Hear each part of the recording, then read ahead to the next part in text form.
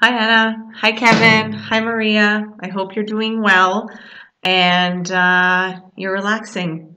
Unfortunately, in this situation, we can't have class, but we can do some videos. We're going to start with Unit 6 today. I know on the website it said some different pages, but I believe last class I gave you some homework. I gave you the writing on page 56 and on page 57. Kevin, you weren't in class, so if you'd like, you can do that for homework as well. Excuse me. Okay, so page 58, Unit 6, it's called You Live and Learn. You live and learn. This expression is very interesting because sometimes you make a mistake and you say, well, you live and learn, right? That's part of life, making mistakes and learning about the mistakes you made. You live and learn. So, looking at number 1, look at the excuses for not doing homework. I'm sure you all do your homework all the time. And when you were in school, ladies, I'm sure you did your homework all the time and never made excuses, right? Which of these might you use? Which is the worst? What excuses have you used for not doing homework? Ghosts stop me doing my homework. Ooh. The police needed my homework as evidence in an important case. My mother took it to have it framed, like in a picture frame that you have on the wall or on a table. Our heating broke and we had to burn everything to stop ourselves from freezing. So remember the heating, we talked about central heating in the last unit, right? When it's cold, you have central heating. So the heating stopped working. I thought I would do it tomorrow because I'll be older and wiser then. I was at a government meeting all day to demand higher pay for teachers. Okay, well, we don't have any teachers in the classroom, so I'm not sure. And what's the typical? My dog ate my homework, right? That's a very typical one.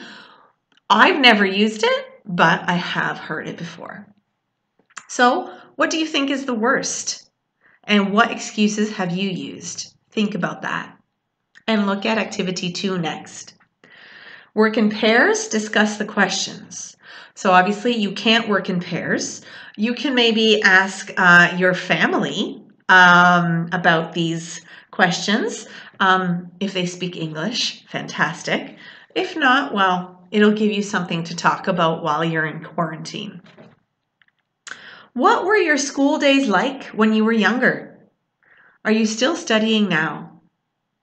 What are the good things about learning new things? Do you think you will ever completely finish studying?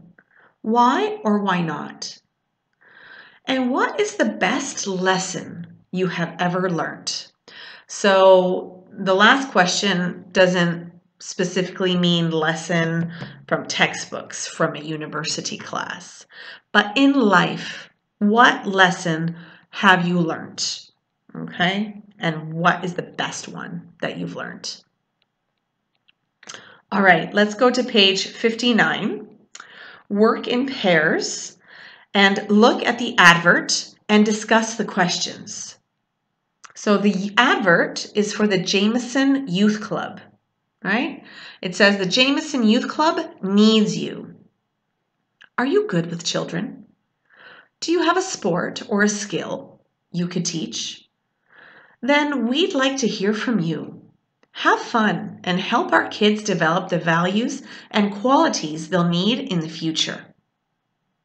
Okay, so what are the questions? Would you like to work with children? What do you think you could teach well? What kind of values or qualities do teachers often want to pass on to children? So to pass on to children. As a teacher, what do I want my children, my students, to learn? Okay, pass on. So you can think about those questions. If you'd like to write them down, you can write them down, and you can send me an email with your answers. With any of the activities, you can do that, okay? So send me any email about questions or the answers to the activities. Okay, so I don't have the audio, so I'm going to read it for you. Look at activity 2. Listen to the manager of the youth club talking to Ellie. What is Ellie's skill? Does she sound enthusiastic? Why? Okay, so remember we talked about skill. Skill is what abilities do you have, right? Some people are very skilled and can take fantastic photography. Some people are extremely skilled and can knit and make fantastic sweaters. I want that skill, but I don't have it. Okay, skill. So let's listen and read. Activity 35. Okay. So, thanks for coming to the Jameson Youth Club. We're always looking for people to help out. So tell me about a skill you have. Well, I'm mad about DJing. I just love listening to songs and I'm really into getting people to get up and dance. How long have you been doing that? Well, I've always loved working with young kids and I've been doing children's birthday parties for about 3 years now. These days, I'd rather play music for the radio and I'm working at the hospital. How would you get to the youth club? I'm keen on cycling, so when the weather's good, I can cycle. I'm not really keen on cycling when it's cold or windy, but I can always take the bus. Which would you like best, working with children or young teenagers? My favorite thing is working with very young children, but I don't mind working with either, to be honest. Okay. So, match the questions 1 to 4 to Ellie's responses, A to D. Right? Tell me a skill you have. How long have you been doing that? How would you get to the youth club? And which do you like best, working with children or young teenagers? Okay, do the matching activity.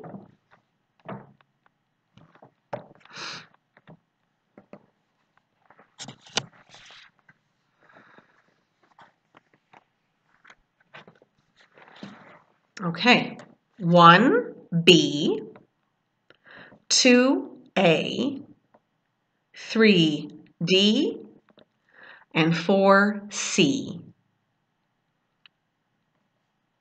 Okay, now listen again and complete the responses A to D in activity 3 with the words in the box. Okay, and what word forms come after the gaps? So this is what we're looking at, number 4. Can you see? Number 4 on page 59. So your options are don't mind, I'd rather, favorite, love, mad about, keen on, I'm really into, I'm not really into, I've always loved. Okay, so again, pause the video and complete the activity. And think about the word forms that come after the gap. Okay, is it a noun? Is it a verb in ing? Is it infinitive? Okay. All right, let's complete the answers then. So, number 1, I've always loved. And what happens afterwards? Working, ing. So when you use the expression, I've always loved working. Okay. Number 2, I'd rather play. When you use rather, you want to use a verb in the infinitive. I'd rather play. I'd rather go. She'd rather eat, for example. Mad about for number 3. I'm mad about DJing. I'm mad about playing tennis. If you use a verb that follows, it has to be an ing. But you can also use a noun to follow. I'm mad about food. I'm mad about books. Okay? But if it's a verb, ing form. Number 4, love. I just love listening. Again, an ing form. 5, I'm really into. Ing. 6, favorite. What is favorite? It's a noun. Favorite is a noun. My favorite thing is working. 7, don't mind. Okay? I don't mind cycling. Ing. I don't mind watching comedies. I'm keen on cycling. Again, I'm keen on. And 9, I'm not really into. Ing. So the majority of the answers that we have here are ing forms. And they're all ways of talking about things that you like doing or things that you like in general. When you do the exam, try not to repeat I like all the time. You can use it occasionally, but if you can use these other expressions, that's going to lift your level. That's going to improve your mark, right? I'm keen on. I'm mad about. I don't mind, right? And the opposite, I'm not keen on. Okay, I'm not really into. That's another good one. All right. In activity 5, look at the 2 sets of questions below and listen to extracts from parts 1 and 4 of a speaking test. In which part are you asked about your life?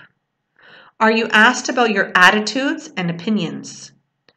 Are you expected to expand your answers with more information, such as examples or reasons? Do you answer alone or with a partner?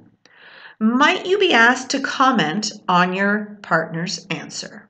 So again, look at part 1 and look at part 4. Listen to the extracts.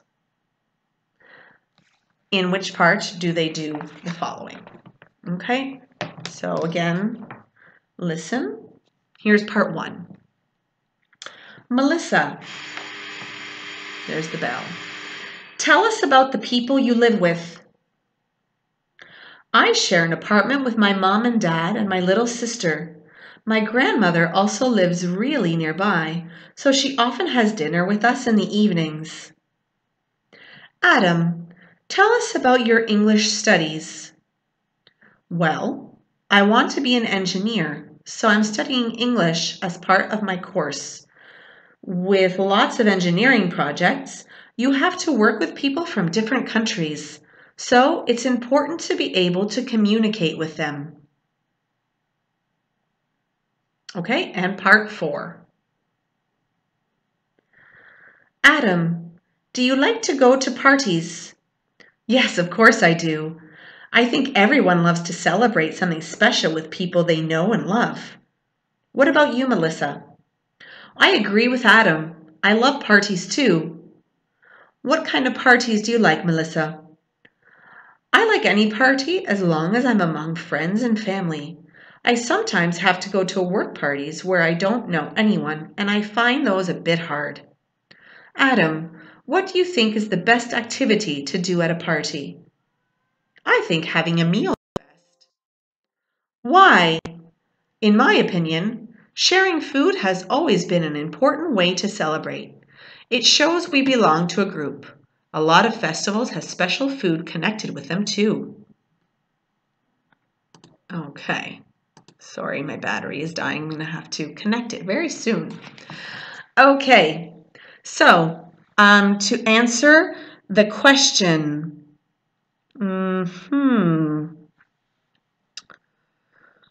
So, in which part are you asked about these things? Okay. So, part A, part 1 tends to ask more facts about your life and likes and dislikes. B, part 4 tends to ask more about your attitudes and opinions. C is both parts. D, part 1 is between you and the examiner only. And part 4 is led by the examiner, so he asks the questions, but you have to also listen to your partner's questions and answers, and you might have to comment on what they say, okay? That depends really on the examiner. So in number 6, I want you to look at the questions in part 1 and part 4, and I'd like you to write out the answers. Again, it's a speaking, so you can ask these questions to your family members, preferably in English if they'll understand. And if they don't, well, it's something for you to talk about with your family during this time, and you can write your answers and again, send me the emails. Okay. In the next activity on page 60, we have multiple choice, okay? So here we have an advert. It says, look at the advert. Does this look like an interesting high school? Why or why not? Do you think it's a good idea for young people to learn to fly planes? Wow. So this is a good question. Would you like to go to a high school where you could learn to fly planes? Now that I'm older, my answer is no. But if I was in high school, my answer would probably be yes. How cool is that, right? Okay, so take a moment and read the advert and answer the questions. What does at least mean? What can the students do after going to 6 classes? It's pretty good. And who needs to be with them? So you have for your first flight, you must have attended at least 6 hours of safety classes and be accompanied by an expert. So what does at least mean? Maximum? No, minimum. You have to have some experience, a minimum at least 6 hours, okay? What can the students do after going to 6 classes? They can fly. They can have their first flying experience. And who needs to go with them? A pilot. Any pilot? An experienced pilot. Okay, so, excuse me. Excuse me. Let's go on to page 61, okay? So here you have an example of the multiple choice short texts of the exam. So I'd like you to complete the activity. Read your 5 options and choose the correct answers, A, B, or C. Again, pause the video and then we'll take up the answers. Okay, so number 1 in activity 5, 1C. Okay, because they say in case there are room changes. 2, A, 2A, students cannot go inside without a responsible school employee, right? They say unless the member of staff in charge is present. The staff, the people that work there, okay? 3B, already studying with us before Friday at the latest. 4A,